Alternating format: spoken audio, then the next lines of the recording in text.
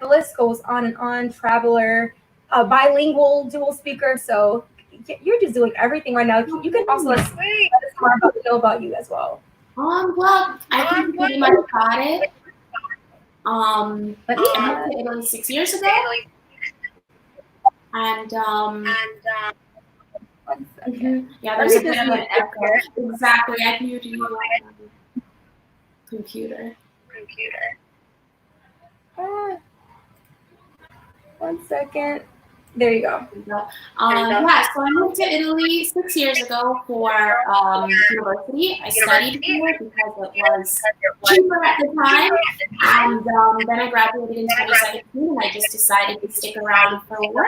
And so, yeah, it's been 6 good years now. And a lot. That's a long time. I know you're like very ingrained in the culture now and the language and everything like that. What inspired you to move to Italy? I know you said you started out there at school, but what really kind of like bridged that gap for you? Well, I was lucky in that I studied Italian in high school, and I had done a foreign exchange, a 2-week foreign exchange. I mean, you know, I feel like most people, when they come to Italy or Europe for the first time out of the US, they're totally mind blown with how different it is and all the positive stuff that you see on vacation. And so when I was applying to schools, I said, well, let me try and see if I can apply to a university in Italy. I heard they're cheaper in Europe, so let's see. It's the only country that I know over there. So I sent the application, I got in, and I came, and the rest is history. Amazing. And I was watching some of your YouTube videos, just really getting like a lot of this background information and just watching and seeing your journey. So I know it started at the age of 18, you moved out, you did this on your own. I guess you didn't want your parents to help you at the time because there was other people living in the house, but you really took that leap and moved to Italy with what, 3,000 euro, right? Yeah. 3,000 euro. And yeah, I think you just really went out there and did your thing, got a job. And I just want other people to kind of just know about your journey along the way too. So I'm just like adding those little things in there. But yeah, how has been culturally the difference of being in Italy compared to America? There's so many. You have European versus North American. You have like the Latin cultures versus the more Anglo-Saxon cultures that we have. And so there was a lot of content to talk about. There was also like 2 years where I was talking about all the cultural differences as I came across them. And it was an adjustment. I had to get used to a lot of things because at the end of the day, I can't change the country. The country is the way it is. You either adapt or you don't. And so it was a lot in the beginning, but by now I've taken all of the things that I've loved. I've kind of figured out how to deal with the things that I don't love so much, and just living my life. Okay. What are some of the pros and cons of being an expat too? I mean, being a different country. Like, what are some of the pros and cons that you can give other people who may be thinking of moving to another country or, everything that's going on? People thinking about moving and doing different things. What are some pros and cons? I'd say some pros are the fact that you're in control of a lot of things. I mean, at the end of the day, if you choose to, no, that's a lie. It depends on why you're immigrating, right? If you're immigrating from maybe a developing country for more work opportunities, that's one thing. Whereas I immigrated because, it was a choice. And when it's a choice, you have a lot of control over who you're going to be friends with, what kind of social circles you're going to be around, what job you're going to have, right? So you have a lot of control over your life, whereas back home, you kind of have control, but not as much. Another thing is like things are so different. There are some issues that were really hard in the States that were really stressful that I don't really have to think about here. Like I don't have to worry about breaking my leg because the healthcare is nationalized and the racism issue is different. It's different. Okay. So the pros are that it's different, and then the con is that it's different. You have to go through the whole adjustment period, because I can say in the 6 years I've grown so much, I've learned so much, and it wasn't always easy. There were at least 2 years where my Italian was almost non-existent, and I was just constantly making a fool out of myself trying to communicate with people around me. There's also the fact that if there's a bureaucratic issue, or not so much a bureaucratic issue because every country has bureaucracy, but when you're a native of the place, you don't come across certain things. Like when I was in America, I never had to do half of the stuff that I had to do here as an adult foreigner. And so there are things that you just come in contact with that you didn't before that aren't fun. And so that's definitely a con. The learning curve is a con. Okay. And one of the things that I admired most about you is that you picked up this language, you learned the language of Italian while being over there. I'm not sure if it was prior or after you got there. How did you grasp the process of learning another language? Mm-hmm. I think that's a thing that people want to know, and kind of like the things that people struggle with. Because me, I'm still trying to learn basic Spanish. We're still there. And so how did you like kind of just be able to grasp onto it? It was a process, and it wasn't easy per se, because I did study Italian in high school, like I said, so that was 4 years of Italian 1, Italian 2, Italian 3, Italian 4. But after 4 years of studying Italian, when I came to Italy, I couldn't see. I could barely say ciao, because in classes, it's different than when you use a language in a class, it's so much different than using it in real life. You learn the grammar, you learn some vocab, but you don't ever really use it. You're not speaking with native speakers, and at most you're studying 5 hours a week. So it was enough preparation for me to have a base. And so my journey of learning Italian was easier than somebody that's starting from zero, but I didn't come here speaking Italian, and it was a lot to learn, because in Italy is different accents, but you also have different dialects. So what happened was, when I first came here, I was in Market for like a month, which is a different region where my boyfriend comes from, and they have a different accent than the one in Milan. So I get used to the way my boyfriend and his family were speaking, and then when I got to Milan, I was like starting all over again. I couldn't understand anything. It was a lot. Yeah, I'm sure. And I mean, I think I would have learned a lot faster had I studied in Italian, but I didn't. I studied in English. So all of my classmates and all of my courses were in English, and I wasn't forced to use the language. And if you're not forced to use the language, you're not going to pick it up. So it took a lot of forcing myself to be in situations where I had to speak it, and a lot of effort, and a lot of immersing myself at the beginning. But then after like a couple of years, finally I can say I'm at a place where I can at least communicate with people, and I can state my point, and I can argue with people too. So that's always nice. Argument. No, whoever's watching, you guys don't even understand. Tia, she moved from, where were you from exactly? I'm from Connecticut. From Connecticut to Italy, not knowing the language, but at the same time she was there, she enrolled in school, she got a job, was able to make income without knowing the language, with having these barriers, and having these things set against her, but she was able to prevail. So if you're trying to learn a language, or you're trying to get out of your comfort zone and doing something totally out of your regular norm, it's possible. Because trust me, she did it. Check out YouTube as well. But I want to get into your fashion sense too, because I know that's another thing that's a part of your brand. There's so much that we have to talk about you. There's from fashion to this to that. How has your fashion sense changed since being in Italy, or has it just kind of like evolved, or have you kind of just grown into yourself? How has it changed? I think it's a lot better, which some of it is from the influences that are important in Italian fashion. I mean, they just emphasize different things. I know that in the States, we love our individuality, and we're all trying to dress in a way that we don't look like the next person. Whereas in Italy, it's totally the opposite. There are set classic styles, and a lot of people like to stick with those. So in some ways, I changed in the way that now I think my style is a little bit more classic.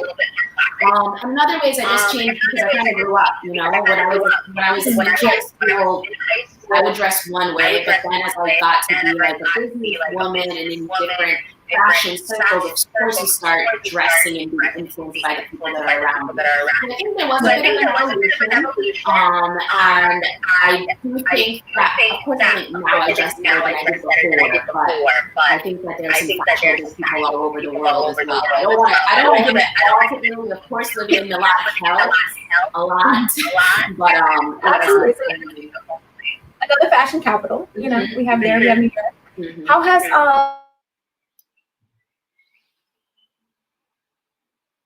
I guess being in finance, how has that, what's that day-to-day process look like, and how are you able to like combine all of your brands into one? That was a process as well, because we'll say that I started my YouTube channel in 2013, like the last year of high school, and at that time I was talking about things I love, so makeup and fashion.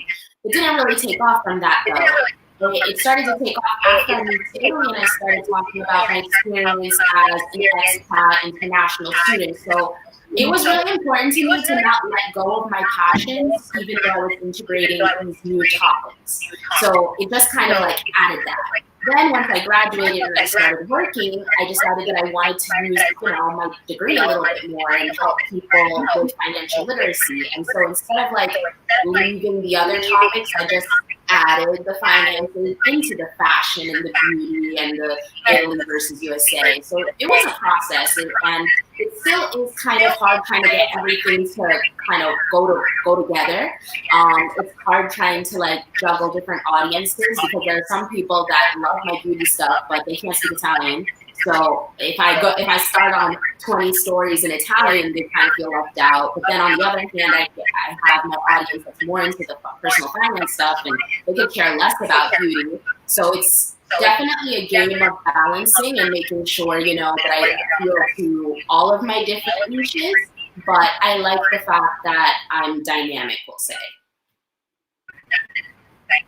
I love that. I mean, I call that like balancing the bags. You know, you have this market, you're doing this, you're doing that. So you're kind of just giving everyone a little bit of something that they like, or something that, you know, they want to learn about, whether it's fashion, finance, economics, all that good stuff. So I think that's cool what you're doing.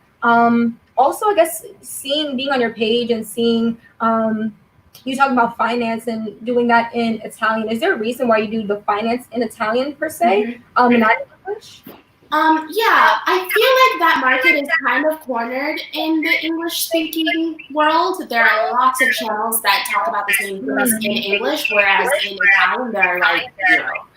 Or not zero, but it's a lot less diverse and the quantity is less. Yeah, I know other Black girls that talk about personal finance. Like I've followed Patricia Bright for years, and it's been a topic that she's dabbled in a little bit. So I wanted to talk about something that I like, but not be. I didn't want to offer something that was already there. And it was the same thing that I learned in the beginning when I was talking about beauty and fashion. I didn't take off on that because there were so many people talking about the same thing in the same way. I had to differentiate. And so I decided to do it in Italian as a more of differentiation, filling a demand.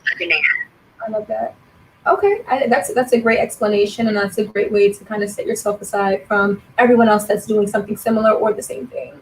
How did you get into finance or economics, like specifically? Like, where did that stem from?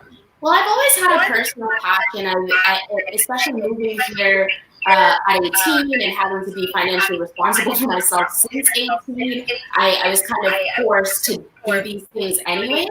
And then once I got my degree, I kind of had a theoretical framework to say, okay, so this is why you're supposed to do it this way. And all right, I should be doing that. And then I got to a point where, you know, I'm starting to see the fruits of my labor. Like, I have a good amount of savings. I'm starting to make investments. I actually just bought a house and apartment. And so I wanted to share all of this information with people my age specifically. I like for my content to give something back, whether it be talking about Italy versus USA, so other people coming to Italy can have that information, or being able to provide this financial knowledge, financial literacy that honestly everybody in the world is missing, whether it be USA or Italy. But in Italy, given that there was nobody talking about it, and also the way the society is set up, at least in America, it's not an issue to talk about money. We can talk about bags and markets and nobody cares. Whereas in Italy, it's kind of even stigmatized to talk about money openly. And so I wanted to change that. Okay.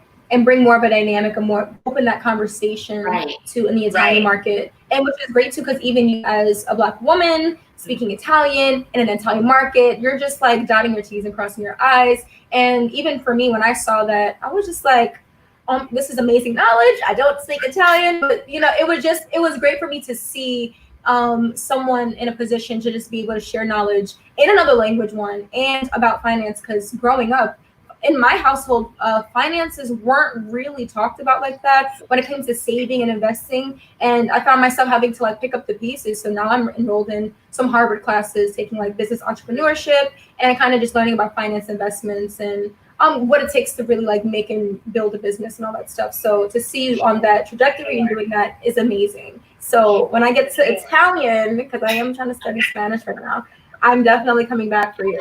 Yes. What was your experience like studying at was it the best business school in Italy or like the top business school? I just want to like clarify. I don't want to but we'll say that in the international rankings, it is the top rated Italian school for business and economics. But then when you get in Italy, it's kind of more of a discussion. It was a really cool experience. I met a lot of cool people, and just the way it was set up, they fostered a really open-minded environment. And it was different. It was cool to see diversity in different forms, because when we think of diversity in the States, we usually think of it along ethnic and racial lines. We don't usually think of it so much along like national lines. So when I came to Bocconi, it was the first time I was meeting people from like places that I didn't even know. I don't know if I didn't know existed, but I never really heard of it before. And I was diversity wasn't just, ethnic groups, but it's also the male-female dynamic, it's the north-south dynamic, it's a suburban versus urban dynamic, and then on top of that, we really played on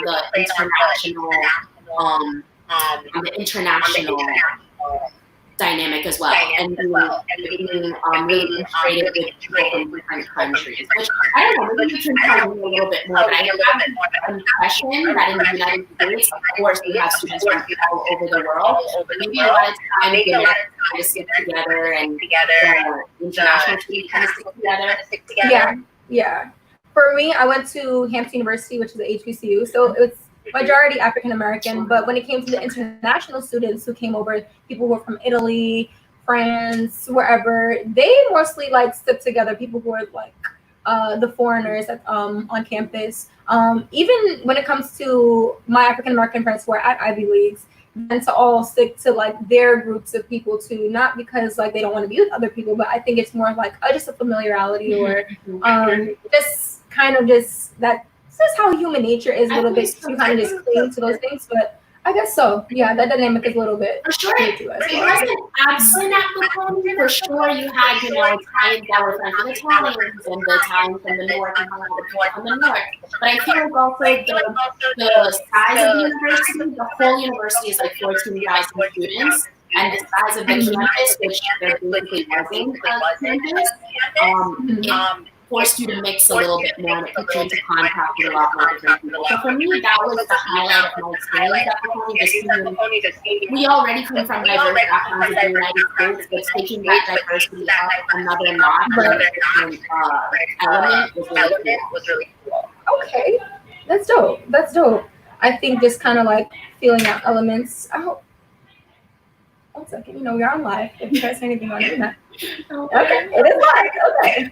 I'm getting a little sidetracked, but okay. Another thing is, I know we spoke about it earlier. about studying abroad. Is there any advice that you have for African Americans specifically who want to travel abroad to whatever country? I know I just want to touch upon that really quickly. I absolutely 100% encourage it. On one hand, anti-blackness is universal, and we all know that. But one thing that I discovered is the existence of One second. Let me just. Mom!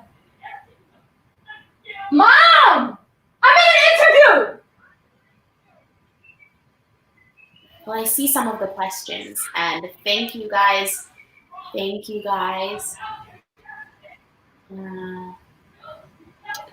just gonna have to keep going. There we go. Back? Okay. Yes. You can continue. I discovered so many things. I feel like as Black people in America, and at least this was my experience, when I got to 18, I felt like that was the reality. Like, what you have at home, that's it, and it's worse everywhere else. So don't even, why would I even think about leaving America, you know? When I got out, I saw that there were so many other factors at play. It was the first time that I went from being one of the most underprivileged groups to being one of the most privileged groups, because then you have the Western privilege, you have American privilege, you have English speaker privilege, and so it made me see society in a different way. And first of all, I think it's a huge breath of fresh air, because we all know that being in an environment for most places in the United States can be very stressful as a Black person. So it's a nice breath of fresh air to have a break from that and to see other realities. And I just think that it gives me more power, because for me now, that I've been able to live in Europe, specifically in Italy, I feel like I can live anywhere and do anything. If I was able to get this far, it was just such an empowering experience. And so I would encourage everybody, if they're thinking about studying abroad as a Black person, absolutely 100% go for it. It can only make you stronger. I agree, and I attest to that. I studied abroad in college, but it was of course, where you learned about the country and then you go there for approximately like 15 days. So it's definitely different from you being there for months at a time, actually really diving into the culture. You cannot learn all about a country or a culture within like 15 days, in my opinion. I've studied in China. Italy was one of them too, was Rome and Florence. And then Greece and some other places. Well, that's cool. I definitely would suggest for anyone who's looking to study abroad for a long period of time, so you can pick up on the language, pick up on the culture, and just have more of an experience. Absolutely. It's always a positive, like being able to come in contact with new cultures and new perspectives, because it just adds to you. And then if you learn another language, if you learn other skills, it's just a plus. Like, there's really no negative that I can really think of. Gotcha.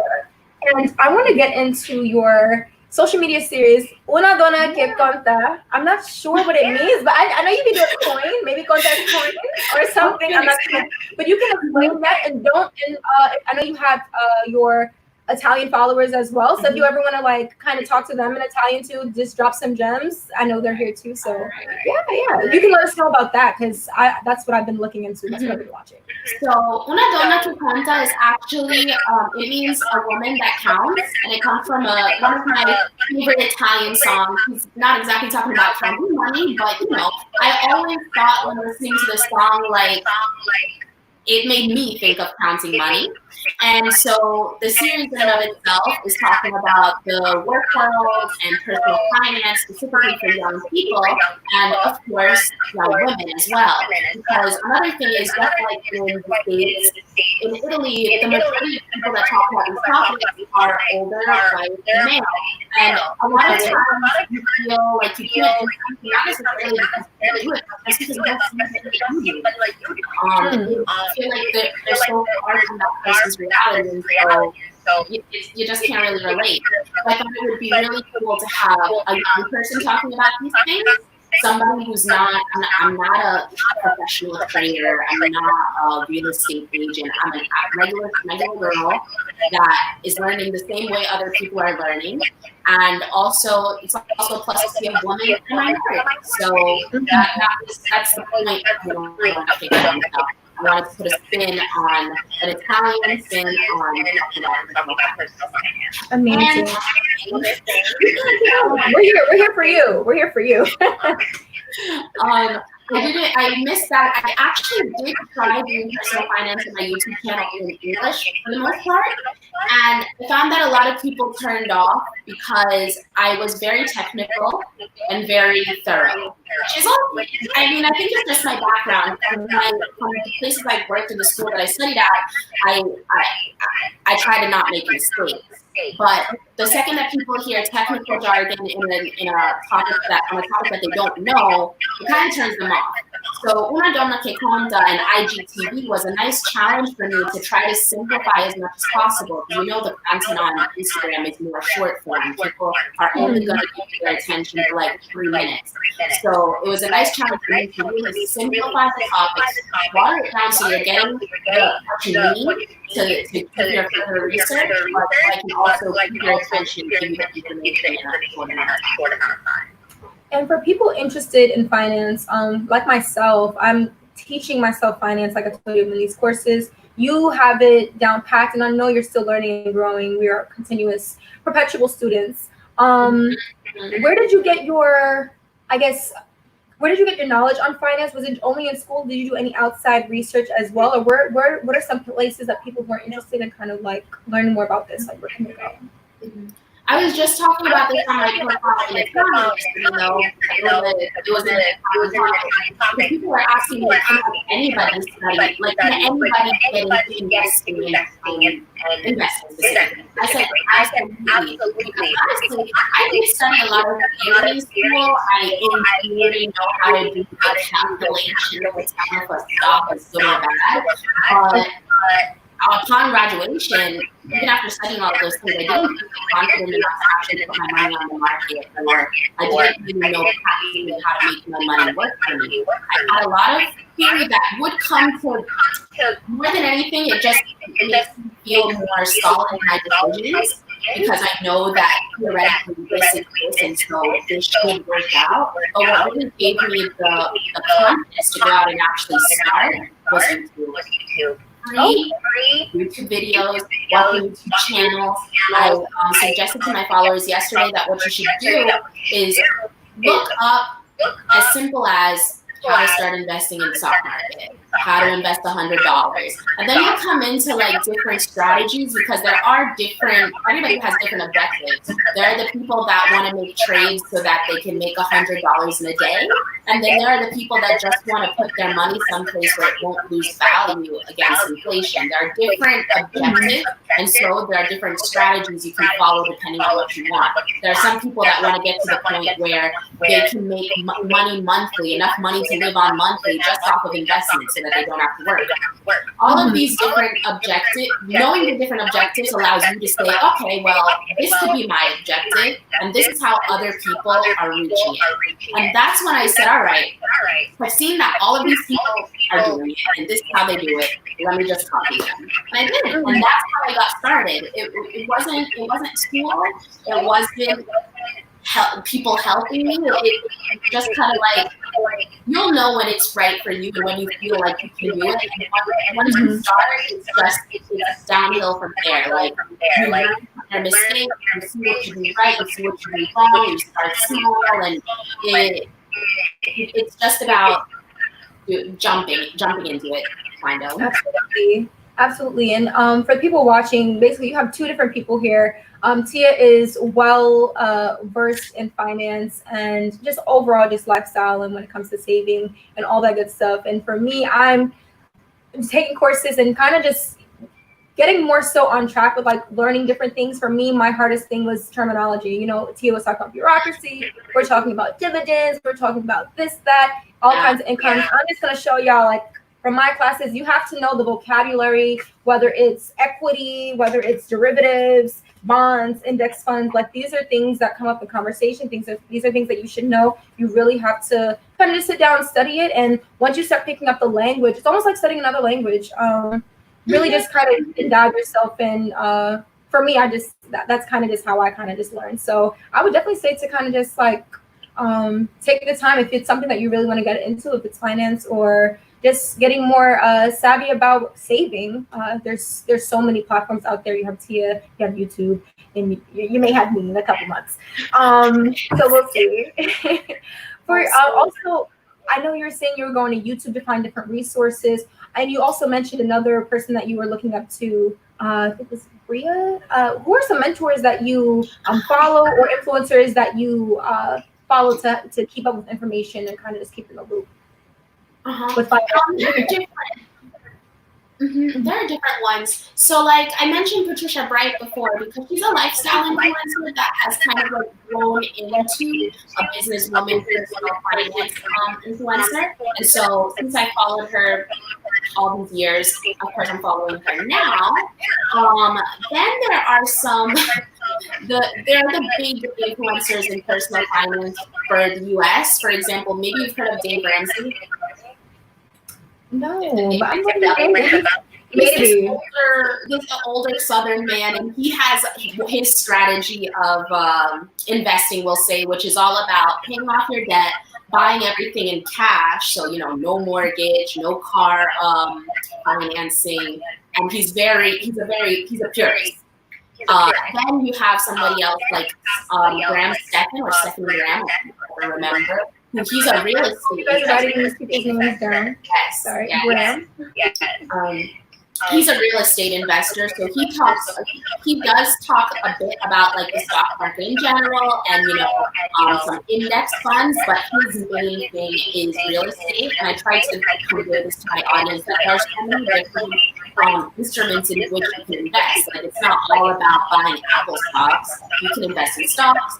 You can invest in state treasury bonds. You can invest in property and real estate. Like there are so many different things. So I try to follow people that are into different niches. And the last one oh my gosh, I can never remember his name because it's Russian, but maybe I'll share it in my Instagram live. He invested in stocks, and he uses an app and Robinhood. I follow him a lot for stock market information. So I follow various people, and then an Italian channel and an Italian source would be my friend Alessandro Moretti. But I actually have a lot of friends by now. I've been doing these lives on my Instagram where I invite different experts to talk and answer the questions of my followers. And so pretty much everybody that's already been invited, them, plus Alessandro, who will be on tomorrow. So okay. Hope that's a comprehensive list of yes, absolutely. Yeah. And just to back up really quickly, I just wanted to make sure you said Graham Stephan. That was the name? Yeah. It's either Graham Stephan or Stephan Graham. But if you put in Stephan and real estate investor, you will find him. There's very clickbait titles and thumbnails. Okay. Definitely wanted to get that down. I don't know about y'all, but I had to write that down. Yes. So what are some future projects that you are excited about that you may have coming out that you're doing? What's some things that you have going on? Well, right now I'm in the stage of trying to like maintain and concretize, solidify una donna che conta, and just the things I'm doing on Instagram. I think that this year I'm going to be putting a lot more effort onto Instagram because it just seems like the right platform for my current message. And then going forward, I would love to expand into maybe some courses because, like I said, I've tried to do the long form explanation, and I've just seen that not everybody is interested in that. So I'd like to offer like the basics and the foundation for free, and then the people that want to know more, maybe I'll set up a course for them that they can have and take forever. And then I actually work for an advertising agency. It's called La Piazza Group. And so we have some projects with them too. We work with a lot of different clients in a lot of different sectors. And that's my 9 to 5. So in reality, that's like the main project that I'm focusing on. Got it. But yeah, I think that's all.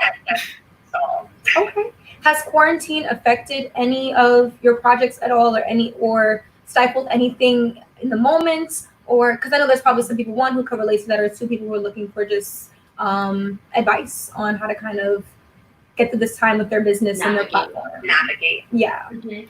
It's definitely affected me because certain streams of revenue, for example, sponsorship, really kind of disappeared.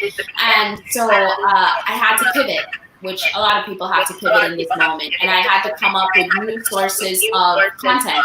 So, for example, and some plans just had to be rerouted because, for example, I wanted this year to really be about, the house and buying the house and renovating the house and all of that. But due to coronavirus, I still haven't entered the house. I probably won't enter the house until next year. And so that's on the back burner. I was like, all right, well, what else can I talk about? I also had set up these workshops for international students, which I don't know if any international students are going to make it to Italy this year. So I had to pivot and think, all right, so what's going to replace this? For sure, the quarantine and the lockdown has been... It was very much a pivotal moment, but I think we're on the right track now. We're ready to continue on. Absolutely, absolutely.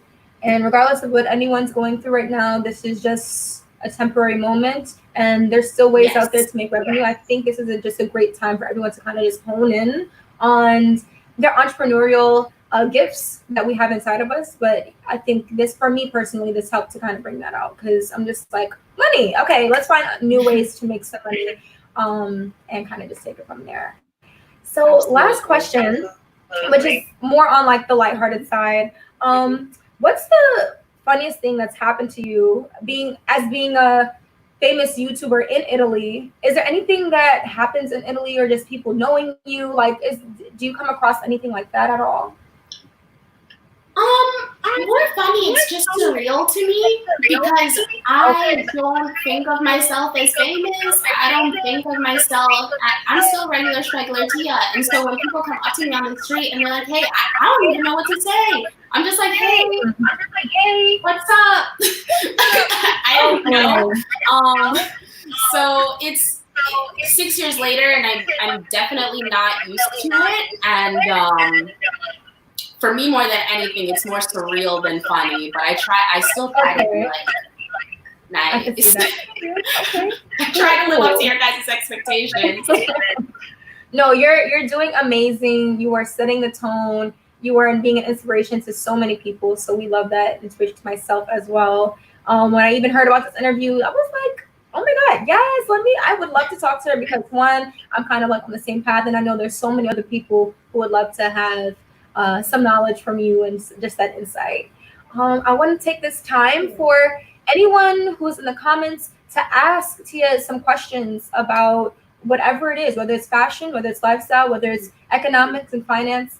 Are there any questions anyone has? We're ready to take some questions. There was some in here already? Even from before. Mm-hmm. I saw them. Okay. So what are some... Oh, I see. What I just passed is, what are some hot spots in Italy that people should travel to? Milan. No, I'm just kidding. I mean, the places that you think about are probably the places. I mean, everybody should visit Rome once in their life. Venice is a totally beautiful city. Florence is one of my favorite cities. I still want to get to more places in the south. I've been to Bari and Polignano al Mare in Puglia and loved it. If you can get to sit, like, basically everywhere. Basically. If you had to pick one, I guess I'd say Milan because I'm biased, but basically everywhere. Okay. I haven't been to Milan, so I need to make my way there. Venice. Absolutely. We can get a coffee. Yes. We'll make that happen. Post-quarantine. We got it. Another question that I see here, which is a great question because I love this. Does your YouTube series have English subtitles? I know you said before in your YouTube though that it's sometimes it's too long to like write type all of that. Like, we love that. Yeah. We love some English subtitles. She's like, I would like there to be in the future, I would like to actually hire somebody to do it regularly, because before people would, my videos were mostly in English and people would do Italian subtitles, like the community would contribute them, but they're not really contributing anymore, and I don't really want to force anybody, and I don't unfortunately have time. I think it's definitely a job that goes paid, and we're just not there yet. But it is a goal of mine to be able to have somebody to do subtitles and make sure everybody can have access to all the content. But I can say that for the most part, if I've talked about it in Una Donna Che Conta, there's probably a video in English on my YouTube channel that says it still. okay. There was something I was gonna piggyback on that. I'm trying to look through these questions. We don't have a lot of questions, guys. There were quite a few. There were, okay, I'm scrolling. Someone wants to know if the fashion sense in Milan is heavily weighted on how like working there is. I guess basically is working in Milan and being in such a high fashion capital, does that affect your work at all? Interesting question. Yes. Yeah. I mean, it depends on what sector you're in. I mean, I actually work pretty closely to the fashion sector, and so if you don't have a minimum of style, people are going to notice. I wish it wasn't, but it is a little bit superficial. It is a little bit like the stereotype. But I mean, if you work in other sectors, like I guess if you're a doctor or a teacher, then no. But I don't. Is it like that in New York, maybe as well? No. I think New York, we know how to maneuver. You could have this going on, that going on. We go into where we need to go. We're good here. So it may be a little different, even More though free, it's high fashion and stuff like that. I think it's just kind of ingrained in the culture here. Mm-hmm. Someone else was asking, would you consider it useful for an Italian to go to college in the U.S.? It depends. I mean, if you want to immigrate to the U.S., if you want to work in the U.S., because maybe, for example, movie industry. American movie industry has a lot more opportunity than the Italian movie industry. So maybe you want to go study that in the U.S. I do feel like study is the easiest gateway to immigration.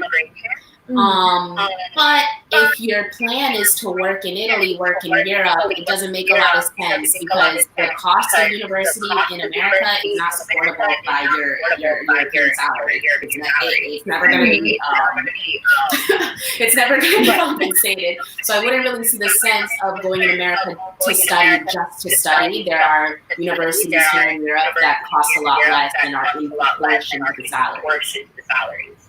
Okay. All right, that was a good explanation too. So depending on what you want to do and where can determine which place is best, whether it's like America or Italy. You want to end up. Yeah, makes perfect sense. We'll take a couple more questions, maybe like 2 or 3. Someone else said, do you have any interest in posting content on TikTok? I post sometimes, but I was just talking to a friend about this. It's so hard, you guys. I remember back in the day where I would give myself a pat on the back for posting 1 to 2 videos a week on YouTube alone. 1 to 2 videos a week and then just reposting them on Twitter and Instagram. Now that I'm kind of expected to post at least a video a week on YouTube, stories daily on Instagram, plus Instagram content for the feed, plus every once in a while I gotta, resurrect myself on Twitter. Now I gotta do some TikTok dances. Like, it's a lot. It's a lot. Every once in a while, like maybe once every 3 months when I'm feeling super inspired, I'll let a TikTok come out. But in 6 months of TikTok, I have maybe 3 posts, and I don't see it changing anytime soon. Gotcha. Okay, I'm still not on the TikTok wave. You know, my team is like, make a TikTok. I'm just like, hold on, wait. Let me see what's going on. It's a lot. We'll get there. There's so many things coming out. There's actually a really good question that I actually am interested to know too. Someone said, which trading strategy do you suggest for someone who is just starting out and does not have much experience in investing, Mm-hmm. for example, for a student. So Mm-hmm. Mm-hmm. I would suggest ETFs and just investing in index funds. So what an index fund is, for those who don't know, is, okay, in theory, you can buy a stock in Apple. I keep using them as an example, but I actually don't have any Apple stock. This isn't fun. And when you buy a stock in Apple, you're basically buying a piece of that company. And then they pay you back they usually pay dividends to reward you for holding the stock.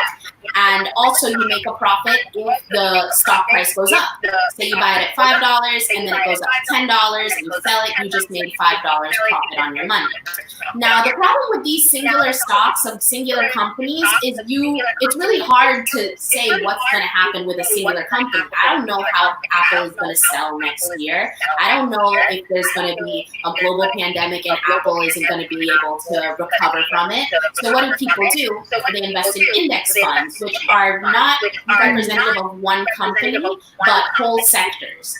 One really popular index fund that I love and I have money in is the S&P 500, which takes into account the 500 top companies in the U.S. And so when you buy a piece of, if you buy a stock, I guess I'll call it, of S&P 500, you're not invested in just Apple, but you're invested in all 500 of the top performing companies. So if one doesn't meet the sales of the year, or if one fails, or even if 5 fail, it doesn't affect the price of the stock so much for you. And it's also, the S&P 500 in particular is a reflection of the whole U.S. stock, the whole U.S. economy. And so if you look back in the past 100 years, of course we've had the Great Depression, the dot-com bubble, the 2008 crisis. We've had so many recessions, but you'll see that the graph it's going up.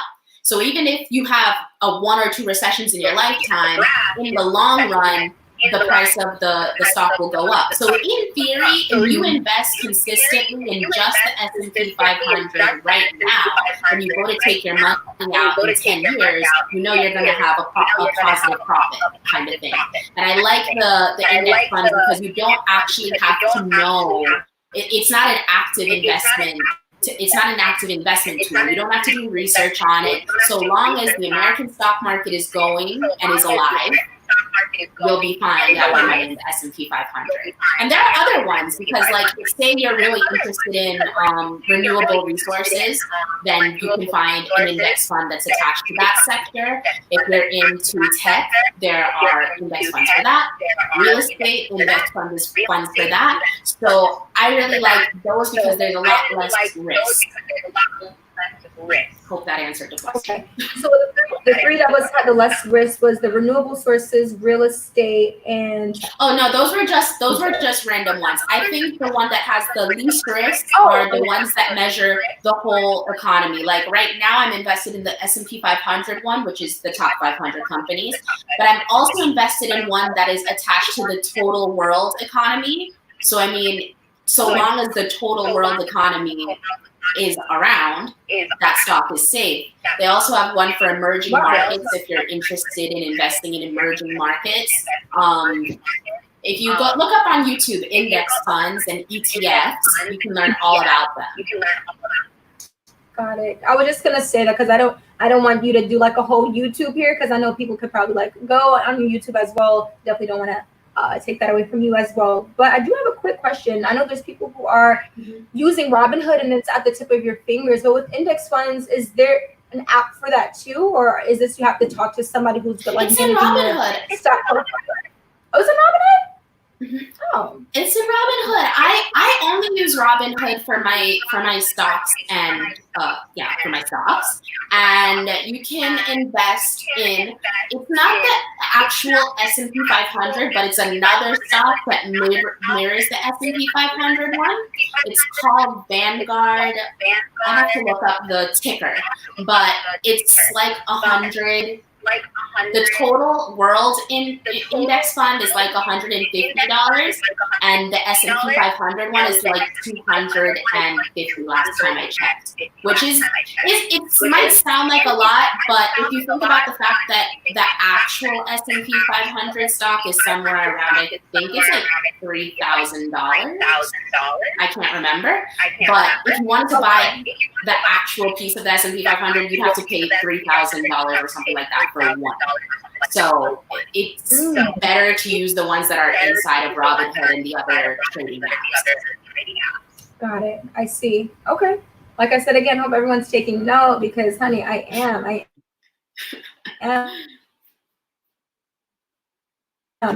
Another person said, do you have any financial advice for financial struggle during coronavirus? I know we already kind of spoke on that, but if you want to just give a couple, some people may have came in late. Save. If you are blessed enough to not have been laid off or furloughed, save right now. If you were unfortunately laid off but you're getting unemployment, I know that right now in America, at least until July, the unemployment benefits might be even more than to you. So save. Because you're always going to need liquidity. You're going to want to build up your emergency fund if you don't already have one. If you do have your emergency fund, make it up a little bit more. I would try to get a year's worth of expenses saved. You don't know how long this pandemic is going to go. I would try to decrease your expenses as much as possible for less money is going out. At least that way, this stretches out and you're maybe unemployed and you don't have to wait for a couple months. You're desperate. You're good. You have your savings going on. And if you have all of these bases covered, it's actually an amazing time to try to invest and to invest in because this is stock market down. All of the prices that we were talking about before are lower. Same thing with other assets, like we're going to see a drop in home prices as well. If you already got the savings, great time to start investing. And if you can spend, obviously it helps the economy as a whole. Absolutely. And last question about saving. Oh, okay. No, Imani has one. We cannot miss Imani's question. Let's get hers first. Are there places for Black hair care in Milan? And then I'm gonna get back to saving after that because I just have one last question. The fact that I cut all my hair off kind of answers that. There might be like one or two. You can get some product from the Chinese store, which honestly, after this pandemic, I don't know if it's gonna open up again. I don't know. Then there are one or two hairdressers outside of the city. So if you're in the city, it's really hard to get to them. It was stress for these 6 years, and that's why I cut all my hair off. Okay, I love it. When I was scrolling through your page too, I saw like the change, like your old post to this. I was just like, this is like that the chop where it's just like you're a woman, you're growing into yourself, new year, new me kind of thing. And I loved it. I love the color too. So I was like, okay. Also with the it was definitely more practicality. I didn't want okay. Can you hear me? I think I was just saying, like, I have no intentions of keeping my hair like this until, like, yeah.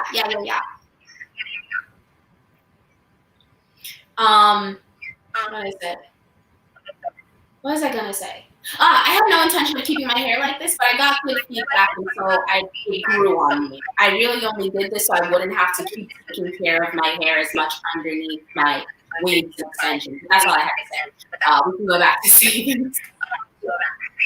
Okay, no problem. Same, low key, same for me. I wear a lot of braids. This is like I just took my braids out, so I have this, but I'm all for braids and kind of just leaving it alone. But that's a side note.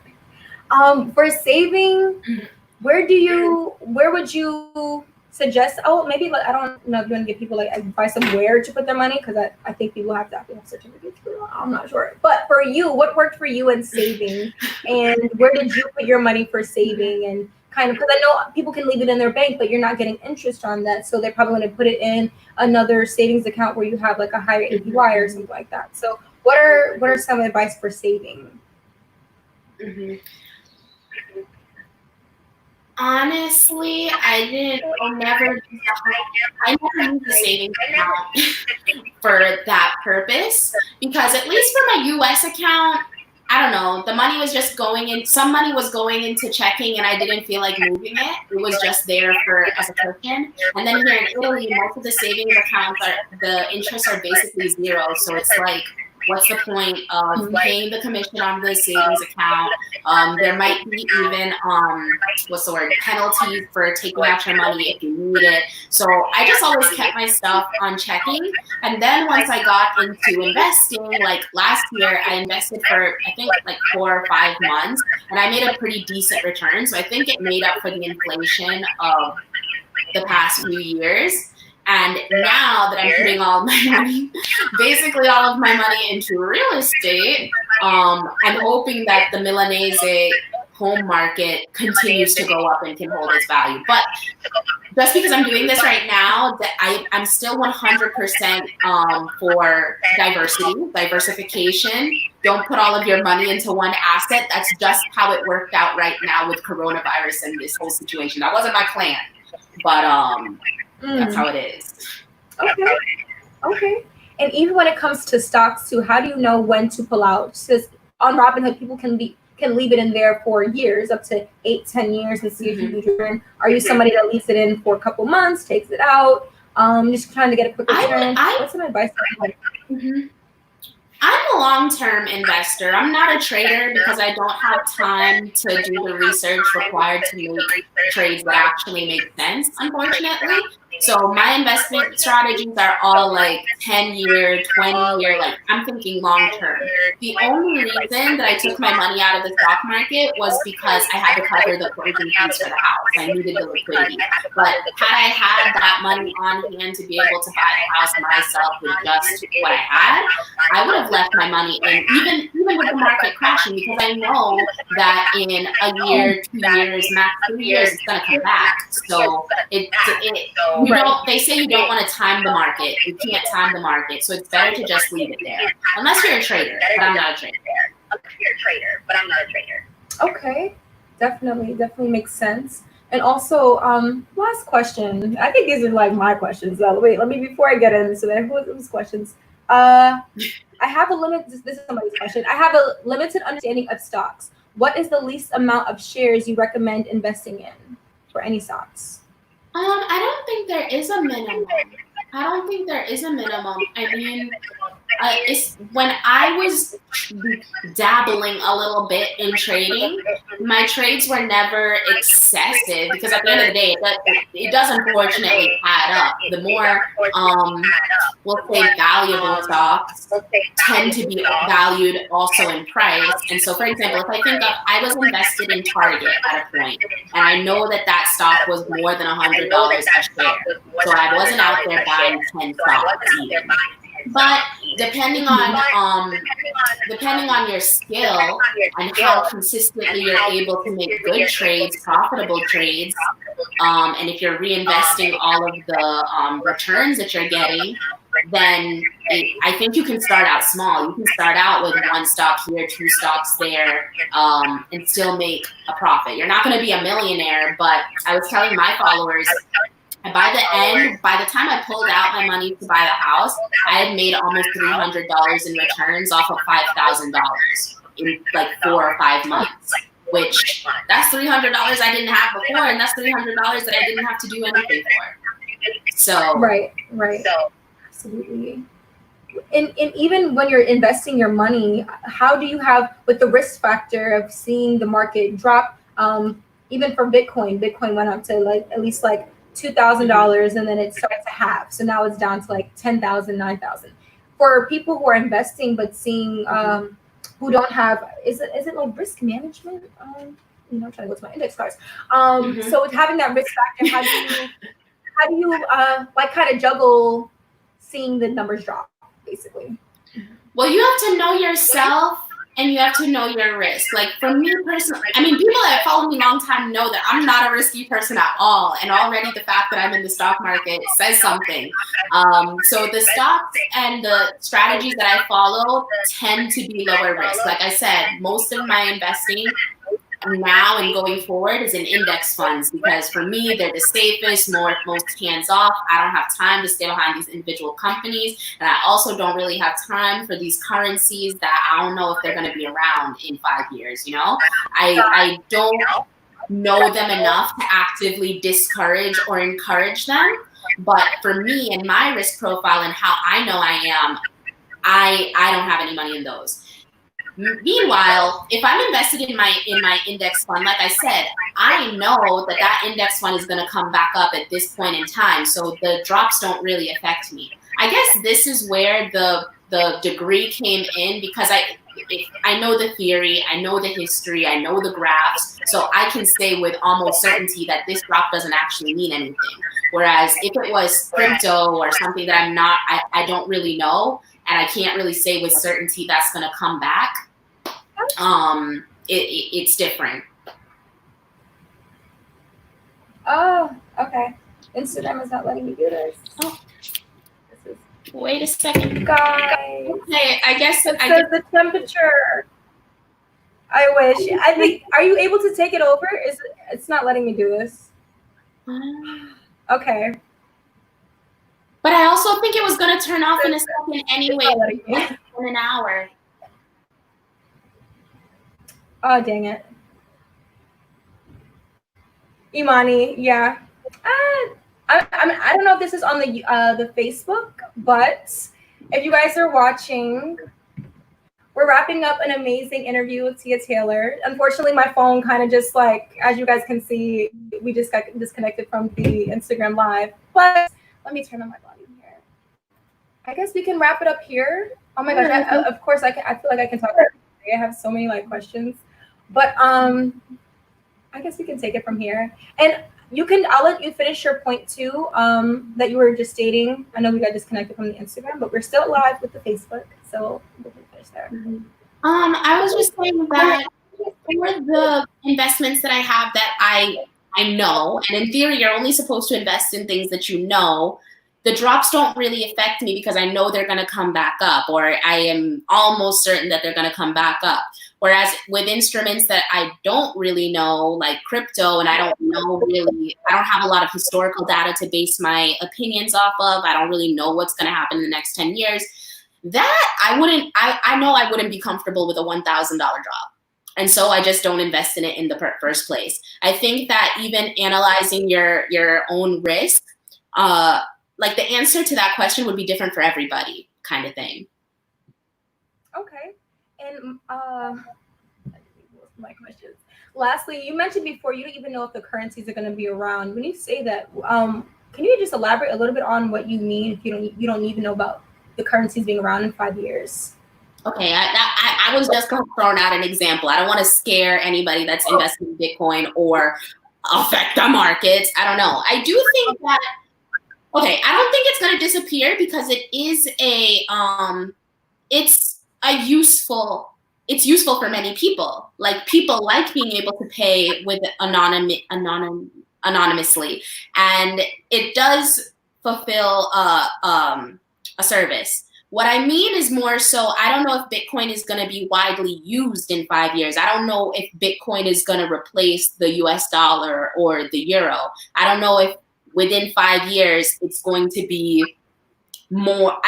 First of all, I don't know if what it's valued at right now is the true value, or if it's just because of, the hype of Bitcoin. And so if the hype dies down, that price is going to die down. And so I feel like I've already missed the huge, the peak of Bitcoin anyways.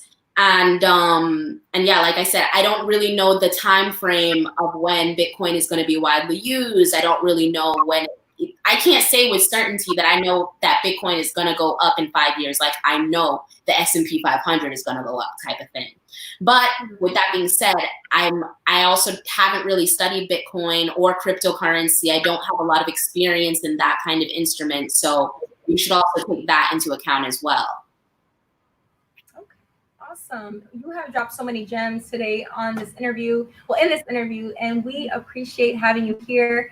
If you guys didn't check it out on Instagram, on our Facebook right now. And we want to just say thank you so much for being here. And is there any last words, any like words of encouragement, anything that you want to tell the people before we? Well, first of all, thanks for having me. And I guess my words of encouragement would just be, just do it. Just like Nike said, if you're second guessing yourself, if you're not sure, if you're on the fence about an idea, just do it. I mean, in the worst case scenario, you fail and you do something new. You fail and you learn to fail. You don't ever fail because you're always going to learn a lesson from what went wrong or what went right. So instead of waiting and thinking and contemplating, just do it. Just do it. And there you guys have it. Dope interview with Tia Taylor and Taylor E. And thank you guys so much for watching. Thanks. Bye.